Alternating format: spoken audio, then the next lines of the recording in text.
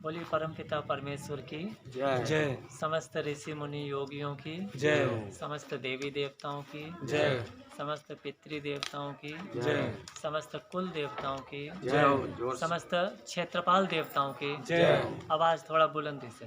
तेजी आपसे ज़्यादा तो हमारी निकल रही है क्योंकि सूखे साखे हैं। तो समस्त क्षेत्रपाल देवताओं की जय हो समस्त स्थान देवताओं की जय हो समस्त ग्राम देवताओं की जय हो समस्त ग्रह देवताओं की जय हो समस्त गुरु देवताओं की जय हो अपने अपने माता पिता की। जय हो आज हम जो आए हुए हैं ये औला तहसील है, ज़िला बरेली है और मझगमा ब्लॉक पड़ता है। उसी के अंतर्गत औला और अलीगंज मार्ग पर थोड़ा सा इंटीरियर में है। औला अलीगंज मार्ग पर एक गांव है फतेहगंज। तो फतेहगंज गांव है, इसी गांव के सभी लोग जो हैं, इस गांव में कभी हमारा आना नहीं हुआ था और पड़ोस का गांव है, वहाँ तो साधना भी किए थे। गुफा बनवा करके इस्माइलपुर गांव है। इस गांव में नई जान पहचान हुई है एक प्रकार से देखा जाए। गांव के तो कुछ लोग हमको जानते पहचानते थे, पुराने 98 की बात है, 98 की। लेकिन हमने सोचा कि एक बार यहाँ पर भी लोगों को जाना जाए, पहचाना जाए, क्योंकि जब समाज में अपने लोग घूम रहे हैं, समाज को बेहतर बनाने के लिए गुरुओं की एक जिम्मेदारी होती है। तो अपने समाज में नहीं जाएंगे तो कहाँ जाएंगे बताएं। थोड़ा इसको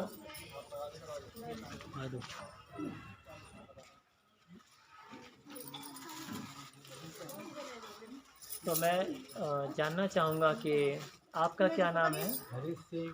हरि सिंह। अच्छा, शेखावत हैं आप?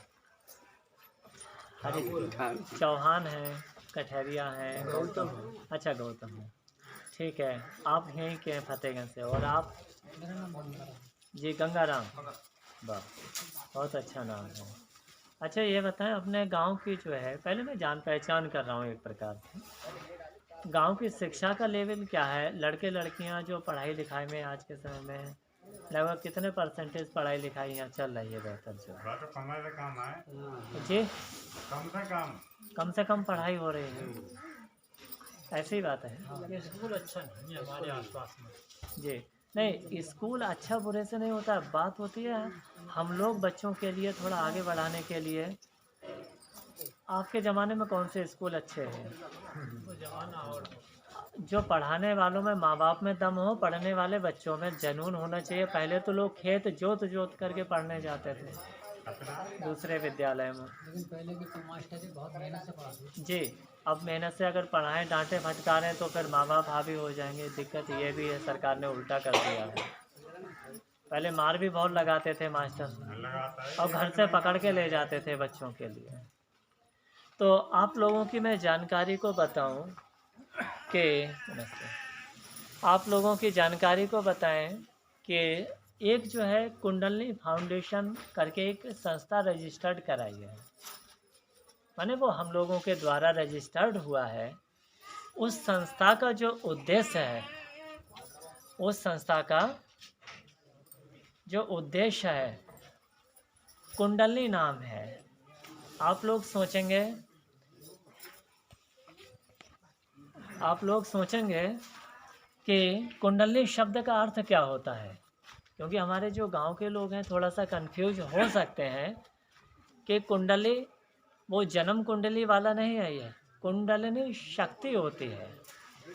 कुंडलिनी शक्ति उसको कहते हैं जो हमारे इस शरीर के अंदर जो बोलता पुरुष है, क्या है? जो बोलता पुरुष है, इसको ही योगिक भाषा में कुंडलिनी शक्ति कहते हैं।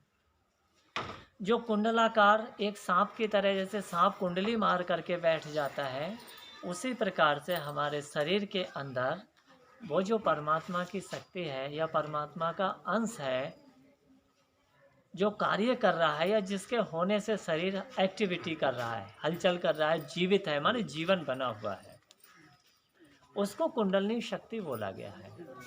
इसी बात को गीता में प्राण और अपान कहा है कि प्राणे ज्योति अपाने, अपाने ज्योति प्राण। प्राण अपान गतिरुद्ध प्राणायाम परायणः। गीता के जो महायोगी कृष्ण ने गीता में जो कहा है वो उसी शक्ति को प्राण और अपान के रूप में कहा है। अच्छा, इसी के लिए रामचरितमानस में गोस्वामी तुलसीदास ने भी कहा है कि उल्टा नाम जपत जग जाना।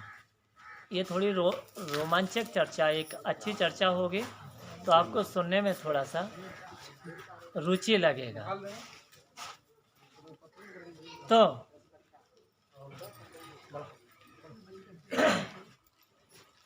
उल्टा नाम जपत जग जाना, वाल्मीकि वह ब्रह्म समाना। उल्टा नाम, अब कुछ लोग सोचते हैं कि तुलसीदास जी कह रहे हैं कि वाल्मीकि जी ने उल्टा नाम जपा, माने राम राम ना जप करके मरा मरा जपा।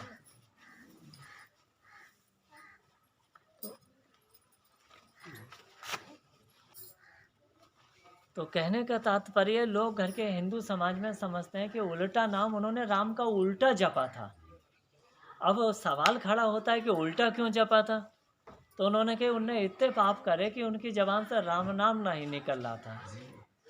तो ये बात थोड़ी इलॉजिक है। ऐसा कौन सा रावण ने तक राम सीधे राम बोलता था? ऐसा कौन सा महापापी जिसके राम ही तो शब्द ऐसा है कि जिसको महापापी भी जपेगा तो आराम से निकल आएगा, कठिन नाम नहीं, आसान नाम है। तो यहाँ पर एक प्रश्न है कि फिर उन्होंने उल्टा क्यों किया, मरा मरा क्यों? नहीं, रामायण में कहीं पे नहीं लिखा है कि मरा मरा उन्होंने जपा।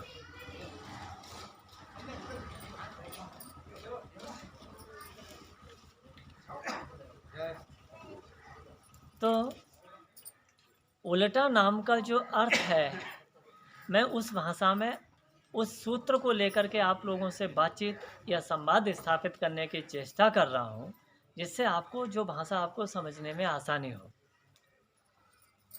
तो लोग कहते हैं कि मरा मरा जपा तो वो जो है ब्रह्मज्ञानी हो गए। ऐसा और कोई मरा मरा जप के ब्रह्मज्ञानी हुआ है क्या? तो फिर वो कैसे हो जाएगा जी? तो फिर हुआ क्या? तो ये सूत्र कह रहा है कि उल्टा नाम सबसे पहले आया चौपाई के अंदर, उन्होंने उल्टा किया। क्या किया? उल्टा किया। उल्टा माने एक दूसरा रास्ता अपनाया। उल्टा किस चीज़ को उल्टा? जो वो चल रहे थे दुनियादारी में, जो उनका ध्यान था उससे अपने मन को उलट दिया। जो दुनियादारी में, जो पाप पुण्य में उनका मन लीन रहता था, दूसरों की तरफ ध्यान रहता था संसार के, क्योंकि उनके घर वालों ने कह दिया था कि तुम जो पाप कर रहे हो वो तुम ही भोगोगे। जब उनसे उन्होंने पता करने गए कि मैं जो पाप की कमाई कर रहा हूँ तो उसमें क्या तुम भी हिस्सेदार बनोगे? तो घर वालों ने, क्योंकि ऋषि मुनियों को बांध के गए थे ना, उन्होंने कहा था पूछ के आओ अपने घर वालों से। तो उन्होंने कहा कि नहीं, आपको ही भोगना है। तो फिर उनको वैराग्य हुआ कि जिनकी खातिर हम इतना पाप कर रहे हैं, अत्याचार कर रहे हैं, लोगों के साथ लूट मार कर रहे हैं, तो क्यों टेंशन लें इतना, फिर जो है हमको ही भोगना पड़ेगा। तो उनकी जो बुरी आदतें थी उसके उल्टे चलने लगे। उल्टा चलाने माने मन को उन्होंने अंदर की तरफ लिया। उल्टा, पहले उन्होंने उल्टा किया।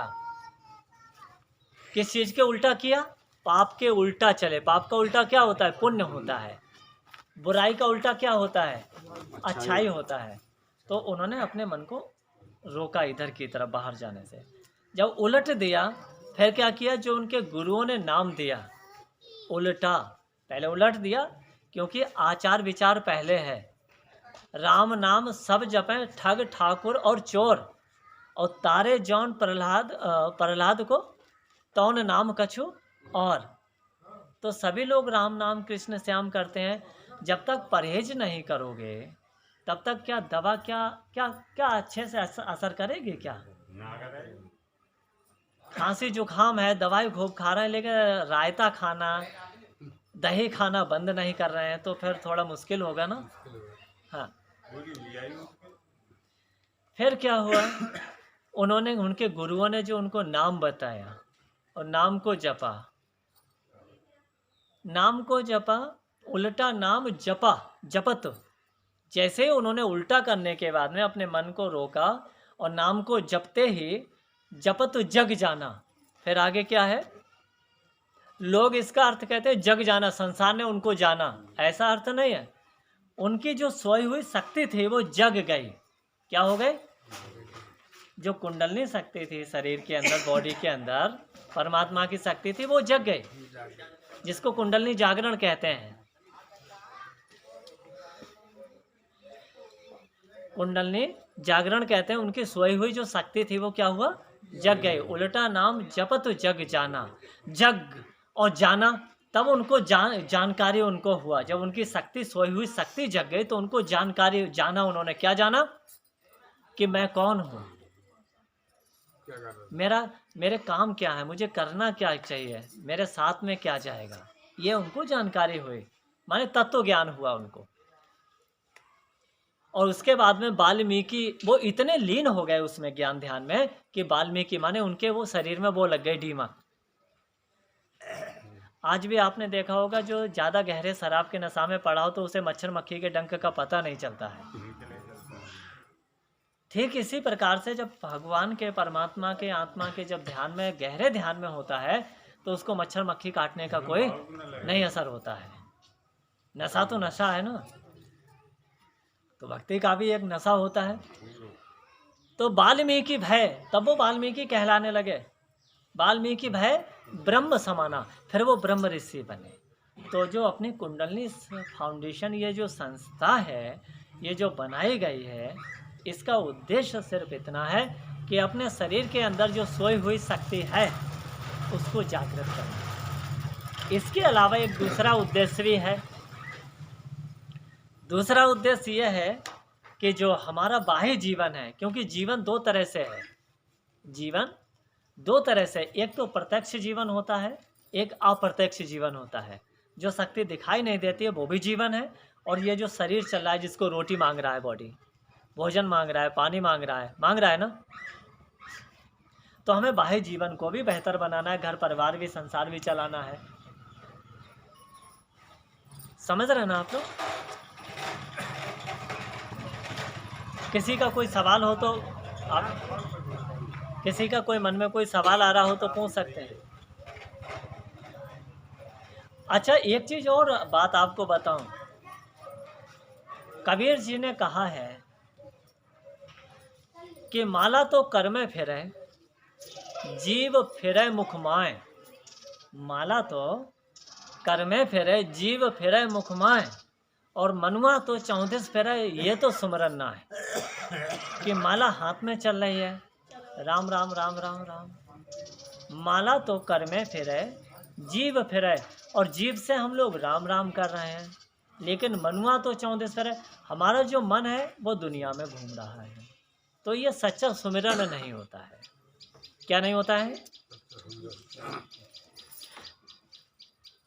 यहीं पर एक दूसरा सूत्र कहा है कबीर ने कि माला नहीं कर से जपूं, जिभ्या कहूँ न राम। मैं माला जो है हाथ से नहीं जपता हूँ और जीभ से राम राम भी नहीं कहता हूँ। राम मेरा सुमिरन करे।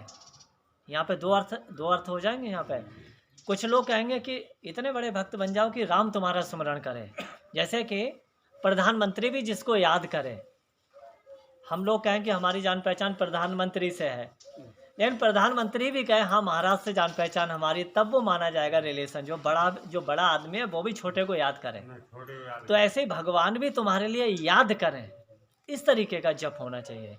तो तुल कबीर कह रहे हैं कि माला नहीं कर से जपूं, कर से, रामायण में तुलसीदास ने भी कहा है कि कर से कर्म करिए विधि नाना, और मन राखिए जहाँ कृपा निधाना। तो संसार के काम हाथों से करो, पैरों से चल के करिए, लेकिन जो सुमिरन हो वो मन से होना चाहिए। अपने देहात में कहावत है ना, कौन सी कहावत है? मन में चोर बगल में ईंट है।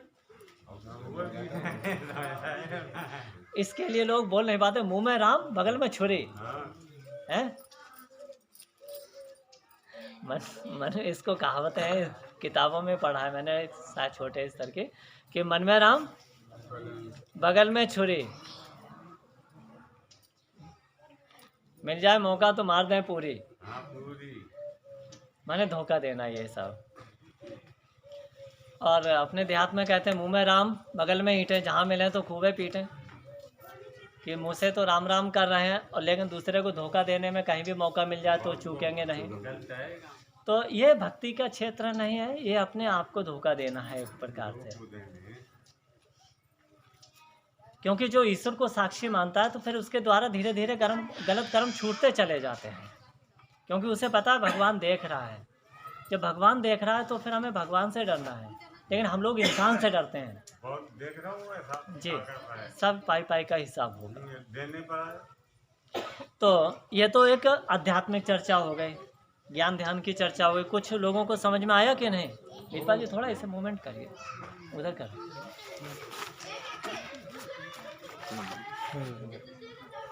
किसी का कोई सवाल हो, कुछ कहना सुनना चाहते हो? क्योंकि घर के गांव में ये जो अभी आप लोग बैठे हुए हैं सब काम वाले लग रहे हैं, पढ़ाई लिखाई वाले कम दिखाई दे रहे हैं मेरे लिए। बता दें आपको समय से। लेकिन अपने यहाँ तो ठाकुर समाज है, राजपूत समाज ज़्यादा है, पाली समाज भी है। होते रहे, पालियो होते रहे, साथ जाती हैं। अच्छा, लेकिन थोड़ा पढ़ाई लिखाई में जो है कीजिए काम आप न्याय में लीजिए तो बहे, हम तो बहे करते थे तो। जी। अच्छा, तो ये दूसरा है कि एक अपना वो बनाना चाहिए, चिलेदार भैया, शाम के समय में गीता हिंदी में ला के रख लो और उसका पाठ करना चाहिए, कुछ सुनना चाहिए आपस में बैठ करके। नहीं तो ये इन बच्चों को कौन संभालेगा? ये मोबाइल में सब इतने बिजी हो रहे हैं। घर में अगर हम लोग कहीं दलान पे बैठ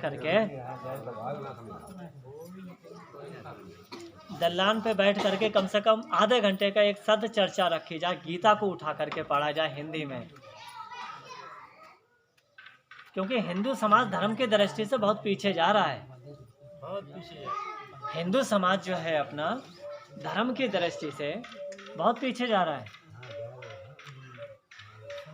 अब मैं इस प्रवचन में थोड़ा सा कुछ ऐसी अच्छी बातें मैं बताऊंगा जिससे आप लोगों को प्रेरणा मिलेगी। सामाजिक है वो, धार्मिक और सामाजिक। अभी तो अपने लोगों ने आध्यात्मिक चर्चा किया था, अब धार्मिक और सामाजिक होगी। यहाँ पे थोड़ा कंपैरिजन को ले लें। अपने हिंदू धर्म में गरीब हो या अमीर दहेज सभी देते हैं। बालिका की शादी में दहेज देते हैं नहीं देते हैं? और लड़का की लेते भी हैं और देते भी हैं, लेते भी हैं। अब आप ये बताइए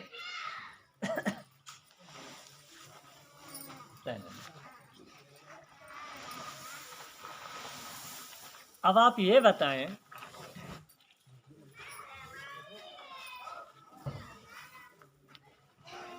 यहाँ पर जितने लोग बैठे हुए हैं, गीता की छोड़िए, हिंदी की रामायण की किताब किसके घर में रोजाना पढ़ी जाती है 5 मिनट भी? हाथ उठा के इधर घुमाओ, कैमरा घुमाओ, बताएं हिंदू समाज के लोग बताएं। इतने लगभग 25, 30, 40 लोग बैठे हैं, माताओं बहनों को मिला दिया जाए तो किसके घर में रामायण गीता रोज पढ़ी जाती है? बता दो हाथ उठा के, बताइए।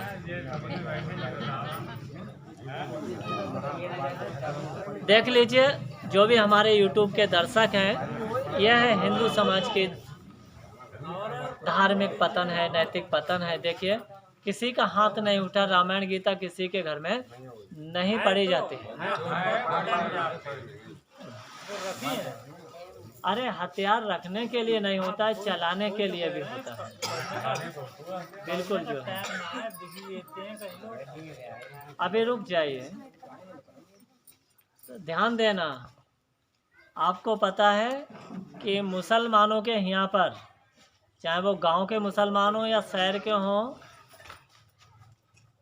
लगभग 70% से लेकर के 90% तो बरेली शहर के अंदर, गांव की 60 से 70% जो महिलाएं लड़कियां होती हैं मुसलमानों में, तो कुरान शरीफ को पढ़े हुए होते हैं। इधर घुमाओ।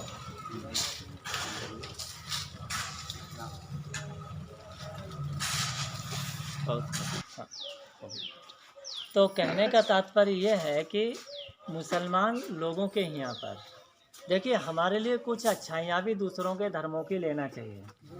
क्या लेना चाहिए? समझदार आदमी जो होगा वो शत्रु की भी अच्छाइयों को ग्रहण कर लेता है। तो हमें दूसरों के धर्मों से भी कुछ अच्छी बातें एडॉप्ट करना चाहिए, एक्सेप्ट करना चाहिए।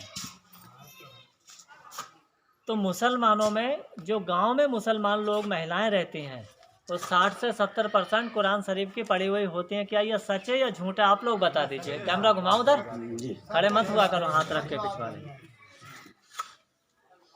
ये सही बात है गलत है? गांव देहात में 60 से 70% औरतें कुरान शरीफ की जानकार पढ़ी लिखी होती हैं। उधर भी दिखाइए। लेकिन अपने हिंदुओं में आप 50, 30, 40, 50 लोग बैठे हो, किसी के घर में रोजाना रामायण या गीता का एक के घर में पाठ नहीं होता है। तो हम मुसलमानों की टक्कर कैसे ले पाएंगे? कट्टर कैसे बनोगे? कट्टर तो तुम्हें धर्म की शिक्षा बनाएगी ना। खाली झंडा लगाने से, बीजेपी का पट्टा डालने से कुछ थोड़ा ही हो जाएगा। वो तो थोड़ी देर की माया है। मैं आपको बेसिक लेवल पे ज्ञान दे रहा हूँ, जिसकी जानकारी बहुत कम लोगों के। और ये जो कथा भागवत, जो गांव-गांव भागवत बाँच रहे हैं ना, ये केवल ठगने के अलावा और कुछ नहीं कर रहे हैं। खुल के बोल रहा हूँ, ऐसे बोलता हूँ, इंटरनेशनल लेवल का गुरु हूँ। बस गांव वालों से प्रेम है, इसलिए मैं चला आया जो है गांव के जीवन से। आप समझ रहे हो ना? इन कथावाचकों को तुम 10-50 हज़ार रुपया इकट्ठा करके पूरा ड्रामाबाजी करते हो और नचाते गवाते हो, उससे कोई ज्ञान नहीं। हमारी बहन बेटी बिगड़ रही हैं उनको सुन करके, और लड़के भी, कि जब कृष्ण जी ने रास रचाया तो हम क्यों नहीं रचाएं। ऐसी कहानियां सुनाते हैं वो खराब खराब जो है। इससे अच्छा है गीता का पाठ कर लो, गीता का पाठ कर लो, वाल्मीकि रामायण का पाठ कर लो, रामायण का कर लो, हवन यज्ञ कर लो।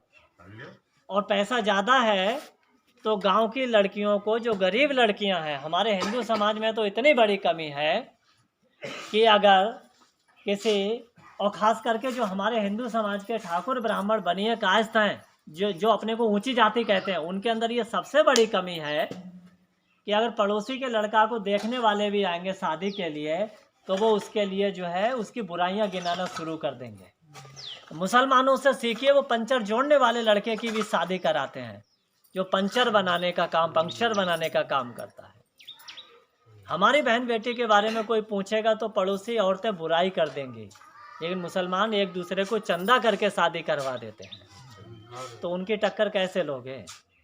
खाली हिंदू मुस्लिम करने से कुछ होने वाला नहीं है, ग्राउंड लेवल पे काम करना होगा। दूसरी बात यह है कि गरीब की लड़की की शादी में हम लोग मजाक बनाने का काम करते हैं। हेलो, ये कितने गिरे हुए चरित्र के लोग हैं हम लोग जो हैं।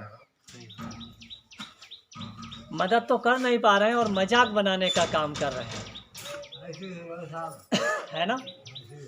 अब आप ये बताइए, फिर हम लोग एकता कैसे बढ़ेगी? जब हम आपकी मजाक बनाएंगे तो आप हमारी लड़ाई में खड़े हो जाओगे, गवाही दे दोगे हमारे साथ। फिर हम कटन बनने को क्यों जाएंगे? फिर वहाँ पर जब हम गांव लेवल पर एक नहीं होंगे तो हम अवला लेवल पर क्यों जाएंगे? दूसरी बात, तो सबको गीता उठा के, जो हिंदी की गीता है, पढ़ना चाहिए। पढ़ी लिखी लड़की, अगर औरतें पढ़ी लिखी नहीं है तो एक पढ़ी लिखी औरत के लिए, लेडीज को पढ़ना चाहिए, उनको सुनना चाहिए, सुन के भी ज्ञान होता है।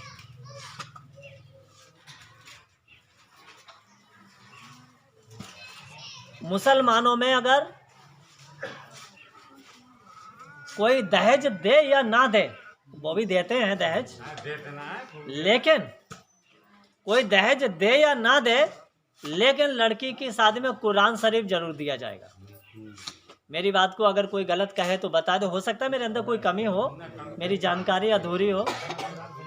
और वो कुरान शरीफ लड़की के पैर पड़ने से पहले ससुराल में पहुंच जाएगा। हेलो, क्या कुरान शरीफ पहले पहुंचेगा, लड़की पीछे से अंदर जाएगी, डोली से उतरेगी या जैसे भी जाते होंगे। फिर कैसे यार मुसलमानों की, तुम्हारे पास में धर्म की ज्ञान कोई भी ऐरा गहरा आता है, उल्टी सीधी कहानियां सुना करके महापुरुषों की चला जाता है। कृष्ण को बदनाम, कृष्ण जी तो एक महायोगी हुए थे, कृष्ण जी की गीता को उठा के कोई नहीं पढ़ते है। ये उल्टी सीधी कहानियां भागवत के नाम पे ढोलक पीट के जो अपनो पेट पूजा को घूम रहे हैं, ये लोग पेट पाल रहे हैं, और वो भी गलत कहानियां सुना करके पेट पाल रहे हैं, ये बहुत गलत है।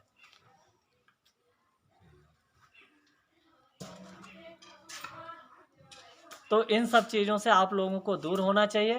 हम संस्था के माध्यम से प्रतिनिधि होने के नाते हम कहना चाहेंगे, जिलेदार भैया, एक गीता की पुस्तक आप लोग जो पढ़े लिखे हैं, बड़े बूढ़े जवान बच्चों को, सबसे बच्चों को बैठाला कि पढ़ के सुनो, हाथ पैर धो के आओ, बैठ जाओ। ये समाज की जिम्मेदारी आपकी भी है, मेरी अकेले की नहीं है। तुम बाल बच्चेदार आदमी हो, गांव की जिम्मेदारियां सब लोग निभा रहे हैं, छोटी बड़ी, तो सभी लोगों को कम से कम जितना हो सकता है, भाई हम और आप सब प्रधानमंत्री थोड़े ही बन जाएंगे, सब मुख्यमंत्री बन जाएंगे या आदित्यनाथ बन जाएंगे, तो कम से कम हम अपने गांव के लेवल पे, मोहल्ला पड़ोस के लेवल पे तो कुछ सुधार करें, कोशिश तो करें। समझ में आ रहा है नहीं? आप ये मत सोचो कि हम पूरे गांव को हम सुधारने की गारंटी नहीं, लेकिन कोशिश करने का काम तो कर सकते हैं हम लोग। बाकी फल देने का काम भगवान जाने। जब चोरी, बेईमानी, मक्कारी, भ्रष्टाचार नहीं रुक रहा है, तो हम लोग अच्छे काम करना क्यों रोक दें? हमें भी अच्छे काम को बढ़ावा देना चाहिए कि नहीं? जब बीड़ी पीने वाले बीड़ी पीने का काम लगातार कर रहे हैं, तो हमें भी बीड़ी छुड़वाने के लिए प्रवचन करना चाहिए कि नहीं? हो सकता है कोई छोड़ दे हमारे कहने से। तो यह है कहानी। तो अपने संगठन के माध्यम से, और ये संगठन इसलिए भी बनाया गया है, किसी की बहन बेटी अगर जो है कोई गरीब है वास्तव में, और उसके शादी ब्याह में कहीं दिक्कत आ रही है, तो वो हमारी संस्था से, घर की संस्था से संपर्क साध सकता है। अगर किसी को पढ़ाई लिखाई में कोई दिक्कत आ रही है और आगे पढ़ना चाहता है कोई, तो वो संपर्क कर सकता है। उसके लिए जो हो सकता है हम लोग चंदा करके उसको आगे बढ़ाएंगे। बहुत बड़ी बात रही है। आज की तारीख में ईश्वर की कृपा से यह संस्था मैंने समाज के हित के लिए ही बनाई है। वो चंदे का पैसा मैं अपने काम के लिए नहीं, ये हमारे नवदिया के हैं, चांदपुर नवदिया है, ये वहाँ के है जिला पंचायत अध्यक्ष, माने पंचायत अध्यक्ष, ग्राम पंचायत अध्यक्ष हैं, और औला के मीडिया प्रभारी हैं। अगर कोई किसी को नाजायज दवा सता रहा है और उसकी आवाज़ को नहीं सुना जा रहा है, और कोई नेता भी मदद नहीं कर रहा है, तो फिर आप लोग संस्था के व्यक्ति से आप संपर्क करें, कोशिश किया जाएगा आपको न्याय दिलवाने के लिए। हाँ वीरपाल जी इधर आइए, आप आगे आइए, थोड़ा आगे आइए। आपके साथ क्या हुआ था, आप पूरा अपना परिचय दीजिए इनको। मैं वीरपाल सिंह पांडे। हाँ जोर से बोलिए। मैं वीरपाल सिंह पांडे। सब लोग सुन लें। बोलिए बोलिए। जो ITI बन रही है यहाँ पर, हमारी जो हाँ बस पेपर में रही, तो लेखपाल ने सुन लो, और कहते काउन बातें नहीं करी, फिर कहते गुरु जी सबने कही, तो अब जिनने जाएगा तो वीडियो बनाएगा, फिर रोके अब रुकी हुई है सब। नहीं तो आपके साथ में सब लोग गए, किससे मिलने गए थे? SDM साहब से गए। SDM से मुलाकात हुआ, तुरंत काम रोका उसका, जो अतिक्रमण कर रहा था, इनकी घेर रहा था, वो न्योडा जाने गाजियाबाद का भू माफिया आकर के फैक्ट्री एरिया हो गया है, आपके सब कब्जा कर रहे हैं एक दूसरे के। अब कई बार आ चुका, अब नौरे कर रहा होगा, तो रुकी पड़ी है। अब आप ये बताइए, संस्था की तरफ से मदद मिली नहीं मिली? मदद मिली है ना, तो हमारी क्या बात है? संस्था ने कोई दलाली तो नहीं लिया आपसे? कोई पैसा खर्चना है वो, आप बताएं। कोई पैसा खर्चना है वो, जाकर बन जाएगा कौन से? मैंने बताई नहीं तो पहले ही बताई जाओ। तो अखबार में पेपर में वीडियो सब में। तो यही अपनी संस्था का उद्देश्य है, धार्मिक स्तर पे जागृत करिए, गीता को लेकर के बैठिए, और ये जो गांव-गांव में ये भागवत वगैरह का ये चला है, इसको रोकथाम करो। ये गलत कहानियां सुना रहे हैं, उससे ये नहीं कि वो पैसा ले जाए, कोई बात नहीं, वो तो आदमी खुशी से दे रहा है, लेकिन उसमें कृष्ण जी के बारे में बहुत अनुचित कहानियाँ सुनाई जाती हैं जो कि इलीगल है।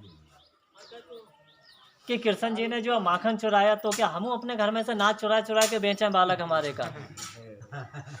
ये गलत कहानियाँ सुनाने की कोई ज़रूरत नहीं है। पेट भरने तो मजूरी कर लो जाएगा, वो अच्छा रहेगा। लेकिन भगवान के नाम पर आप ये जो है ये तमाशा खड़ा मत करो। दूसरी बात यह है कि अपने हिंदू समाज में हम लोग जो है मुसलमानों की बुराई करते हैं। लेकिन मैं कहना चाहूँगा कि जब कांवड़ यात्रा चलती है ना, तो उसमें माता पार्वती का स्वांग बना करके, शंकर जी का स्वांग बना करके डिस्को करते हैं। क्या तुम अपनी अम्मा बहन को नचाते हुए ले जाएंगे इस तरह से? क्या पार्वती को माँ नहीं मानते हो? शंकर जी को बाप नहीं मानते हो? और ये स्वांग नाच को नचकैयन की तरह ये क्या? तो नचकैया कहो युद्ध न लड़ता है, ये ड्रामा कर सकते हैं नचकैया। और मुसलमान को कभी तुमने जो है किसी महापुरुष का फोटो पे, वो भी फोटो बना सकते हैं। अगर तुम लोग देवी देवताओं के फोटो बना सकते हो तो मुसलमान भी बना सकता है। उसमें भी कलाकार लोग हैं, वो भी मोहम्मद साहब के नाम पे ड्रामा कर सकते हैं, माने उनको भी नचा सकते हैं। बीबी फातिमा का भी फोटो बना के नचा सकते हैं। लेकिन नहीं, उन्हें पता है कि धर्म के साथ में मजाक नहीं होना चाहिए। और तुम लोग राधा के नाम पे जाने किन किन के नाम पर डिस्को पार्टी बना करके रख दिया है। हाय हाय रे मेरी जान है राधा, जाने कौन फालतू के ये सब बना रखा है ड्रामाबाजी।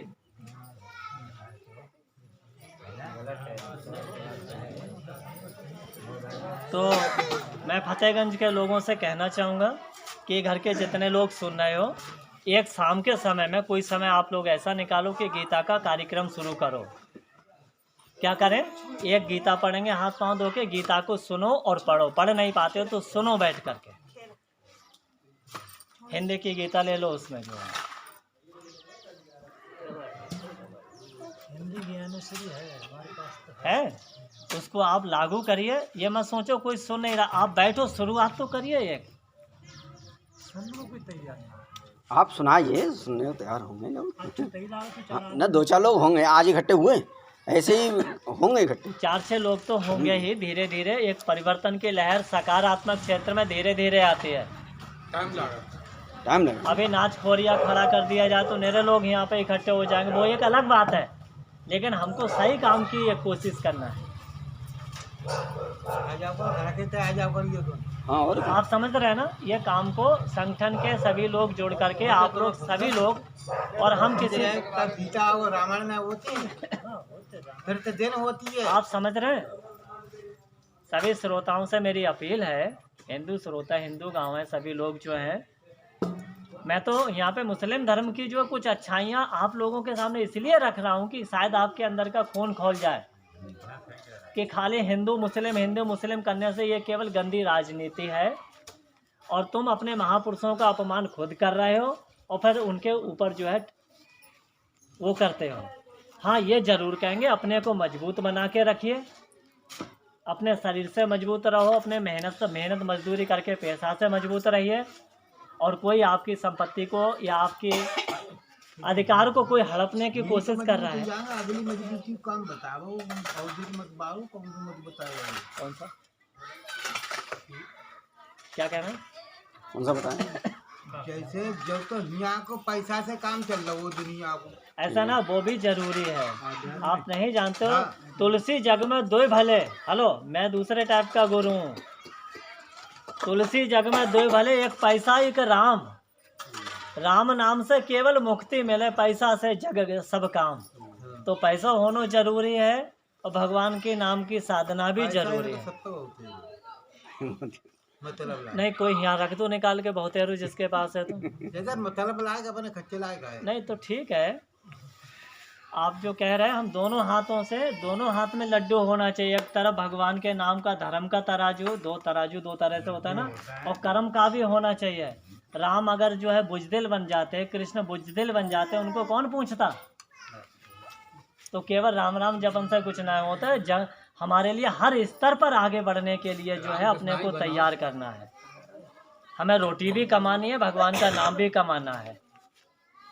मैं ये नहीं कहता हूँ कि लंगोटा लगा करके बैठ जाओ जा करके, फिर जो है लंगोटा लगा के अभी भीख मांगते घूम रहा है, ऐसे लंगोटा से क्या फ़ायदा। भगवान के नाम पर मर जाओ, हवा खा के रहो। मैंने भी महात्मा गिरी करी है, ना कहीं चंदा लेने गए ना कहीं मांगने गए, जहाँ बैठ गए जो रूखा सूखा मिल गया खा लिया, भगवानी भक्ति में लीन है।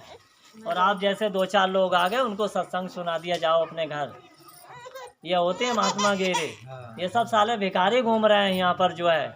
कई बार इतने दिन रहे कहूँ महाराज जी ने जाना ही कोई करते, कोई चीज लाए करते, भगवान के नाम पे भीख मांगते घूम रहे हैं। ऐसे भिखारियों से हिंदू धर्म और कमजोर हो रहा है। इससे अच्छा तो अपने गरीब की लड़की की जो गांव में है उसकी शादी में मदद कर दो। अरे साधु को पैसा की क्या जरूरत। हेलो, तुम भगवान के नाम और रोटी तो मिल रही है ना, हिंदू समाज रोटी दे रहा है तुम्हारे लिए आश्रम बनवा दिया, झोपड़ी डलवा दिया, पैसा का क्या करोगे।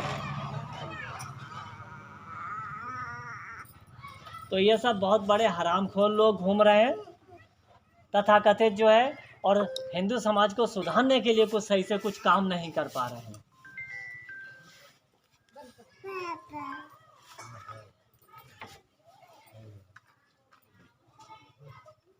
देखिए मैंने ये कसम नहीं खाई है मैं सबको सुधार दूंगा। मैंने ये कसम खाई है जीते जी मैं अपना काम करता रहूँगा। हेलो, हम इतने मूर्ख आदमी नहीं है। सुधारने का काम जब तक तुम खुद नहीं सुधरोगे, भगवान भी तुमको नहीं सुधार सकता है। लेकिन जब हम लोग कोशिश ही नहीं करेंगे तो आदमी के कान में कहाँ पहुँचेगी बात। जैसे पहले अपने गांव में चोर डकैतों से बचने के लिए गांव में फेरी लगती थी, रात में जागते रहो, पहरा लगता था। हम भी छोटे थे तो ध्यान है हमको, तो पहरा लगता था। और जब बहुत से लोग सोते थे और बहुत से लोग जगते भी थे, तो पूरा गांव थोड़ी पहरा देता था, गिने चुने लोग थे उसमें पहरे में। तो ऐसे हम जैसे गिने चुने लोग हैं जो समाज को जगाने के लिए काम कर रहे हैं, और करना भी चाहिए। तो आपका घर हमेशा ध्यान ये मत देखिए कि और लोग सुधर नहीं रहे, हमारे बच्चे कितने सुधरे हुए, हमें ये भी ध्यान देना है।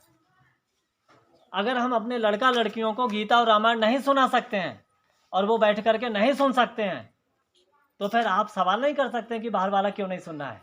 पहले अपने घर वालों को बैठाइए। पहले अपने घर वाले सत्संग की तो एक बात तुम्हारे लाख रुपया, ये पता नहीं कहाँ कितने इसी पे एक बहुत मजेदार कहानी सुनाते हैं आपके लिए। मजेदार कहानी यह है कि एक खेत था, उस खेत में एक बबूल का पेड़ था और उस पर एक सैतना रहता था, भूत कहते हैं जिसे गांव देहात में। तो वो सैतना उस पर रहता था, वो खेत वाले को बड़ा परेशान करता था। पहले तो खेत 4-5 बजे जोतने जाते थे ना, हल बैल से या भैंसा से, तो वो खेत वाले के पटके मारता था उठा उठा करके। कभी भैंसा को बीमार कर दिया, बैल को बीमार कर दिया। तो वो लोग खेत बेच देते थे। अब खेत को बेचते बेचते क्या हुआ, एक बड़ा झाड़िया आदमी था, बड़ा मजबूत आदमी था। बोले हम खरीदेंगे तुम्हारे खेत के लिए और हम भूत सैतना से लड़के दिखाएंगे कितनी ताकत है हमारे अंदर। वो पहलवान आदमी था, अड़ुआ था, बदिया कह लो इसको, ग्वाल बाल था। तो फिर क्या हुआ कि वो व्यक्ति ने खेत खरीद लिया। दूसरे दिन बैल लेकर के गया, बड़े चाव से छाती चौड़ी करके खेतों में गया। और जब शैतान ने आवाज़ दिया कौन, तो वो खेत वाला बोला जानते नहीं हम पहलवान आदमी हैं। तो उन्हें तुम यहाँ क्या करने आए, शैतान ने पूछा। बोले हम खेत जोतने आए हैं। बोले लेकिन इस खेत पे तो हमारा कब्जा है, यहाँ हल नहीं चलता है, यहाँ तो जंगल ही रहेगा। तो बोले हम तुम्हें बांध देंगे। वो किसान आदमी क्या बोला, हम आपके हाथ पांव बांध करके तलैया में डाल देंगे। तो शैतान ने एक बात पूछी, ये बताओ सच बोलना किसान से, कहा तुम डाल देना हमारे हाथ पांव बांध के, लेकिन एक सवाल का जवाब दो। बोले क्या? बोले तुम्हारे जो कै लड़का हैं? बोले 4। बोले वो चारों लड़का तुम्हारे कहने में है? बोले कहने में तो ना है। बोले जब तुम अपने लड़कों को नहीं बांध पा रहे हो मुझे क्या तो हमें क्या बांधोगे, चले जाओ यहाँ से, नहीं उठा के पटक मारेंगे इतने की साला जो मर जाओगे तुम। तो वो भाग गया डर करके। फिर किसान की आदमी से ये सही कह रहा है, शैतान है कहने को, लेकिन ज्ञान की बात कह रहा है। तो हम लोग अपने घर में बीवी बच्चों के लिए जो है सही ज्ञान की बात नहीं बता, और जब तक हिंदू अपने घर वालों को नहीं सुनाएगा, बाहर वालों को सुनाने का कोई मतलब ही नहीं है। हेलो, अपने बच्चों को, अपनी बीवी को, अपने बच्चों को, उनको बैठा करके आप कोशिश करिए, जिनको दिन रात गधे की तरह तुम मेहनत करके खिला रहे हो, अच्छाई बुराई करके, मेहनत करके, मजदूरी करके। तो लॉजिक सही है गलत है बताएं? पहले तो खुद सोच रहा, फिर कहते अपने घरवालों नहीं, जिनको पूरी जायदाद दे करके हम लोग मर जाएंगे औलाद के लिए, वो औलाद तुम्हारे कहने में नहीं तो धिक्कार है हमारे आपके जीवन के लिए। खाली एक कुत्ते की तरह, जानवर की तरह बच्चे पैदा कर दिए, वो कहने में नहीं चल रहे हैं। काय के बाप हो, काय की महतारी जो है, खाली छिड़िया बकरिया की तरह बालक पैदा करना है को गृहस्थी में आएगा। अब ये कहानियां तुम्हारी ये गधे कथावाचकों में क्या औकात है जो वो सुना दे इस तरह से जो है, क्योंकि उन्हें लालच है, उन्हें लालच है कि उनको चढ़ावा कौन चढ़ाएगा अगर वो सही बात बताएंगे तो। माताओं बहनों को खुश करने की बात सुनाएंगे तभी तो वो चंदा रखेंगे निकाल के जो है। तो हम किसी को खुश करने नहीं आए, हम अपना एक कार्य का निर्वाह करने आए हैं जो है, जिम्मेदारी का। तो गीता एक अपना स्वाध्याय मंडल बनाइए। कौन कौन इसमें तैयार है स्वाध्याय मंडल में? हाथ उठाइए। गीता का प्रवचन रोजाना स्वाध्याय होगा, बैठ करके अपनी जगह निश्चित कर लीजिए। कौन कौन तैयार है? हिंदी की गीता चलनी चाहिए, तभी हिंदू समाज में जागृति आएगी। कौन है? हाथ उठाओ। तो फतेहगंज वाले हाथ उठाइए।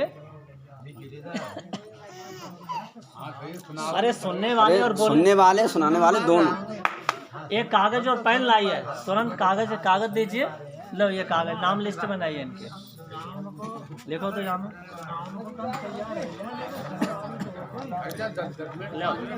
लिखो एक टाइम